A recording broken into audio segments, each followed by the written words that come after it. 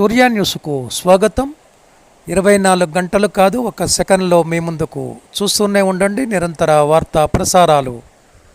Vasavi club Kodad వారి ఆధ్వర్యంలో మంగళవారం నాడు ఖమ్మం వాసి నూనె విశ్వనాథం వర్ధంతి సందర్భంగా వారి అల్లుళ్ళు కుమార్తెలు గరిడేపల్లి హనుమంతరావు, జ్యోతి, రంగా ప్రకాశరావు, మాధవి దంపతుల సహకారంతో కోదాడలోని శనగల రాధాకృష్ణ మానసిక వికలాంగుల కేంద్రం నందు ఉదయం అల్పాహారం, పండ్లు పంపిణీ చేశారు. ఈ సందర్భంగా దాతలను వాసవి క్లబ్ అధ్యక్షులు సేకు శ్రీనివాసరావు అభినందించారు. ఈ కార్యక్రమంలో వాసవి క్లబ్ అధ్యక్షులు సేకు శ్రీనివాసరావు, సెక్రటరీ పత్తి నరేందర్, కోశాధికారి Vempati Prasad, IPC Vangaveti Lokeshwararao, RC Velide Bharat, ZC Vangaveeti Nagaraju, DPO Immadi Satish Babu, Vasavi club ఉపాధ్యక్షులు చిత్తలూరి భాస్కర్, వాసవి క్లబ్ గౌరవ సలహాదారు గరిడేపల్లి లక్ష్మణ్ రావు, ఆశ్రమ సిబ్బంది పాల్గొన్నారు. జై వాసవి,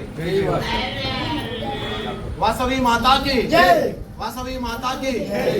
ఈరోజు కోదాడ వాసవి క్లబ్ ఆధ్వర్యంలో కోదాడ శనగల రాధాకృష్ణ మానసిక వికలాంగుల కేంద్రంలో ఉన్నటువంటి విద్యార్థులకు ఖమ్మం వాస్తవ్యులు నూనె విశ్వనాథం గారి వర్ధంతి సందర్భంగా వారి కుమార్తెలు అల్లుళ్ళు గరిడేపల్లి జ్యోతి హనుమంతరావు, రంగా మాధవి ప్రకాశరావు గారి యొక్క సహకారంతో అల్పాహార పంపిణీ కార్యక్రమం ఏర్పాటు చేయడం జరిగింది.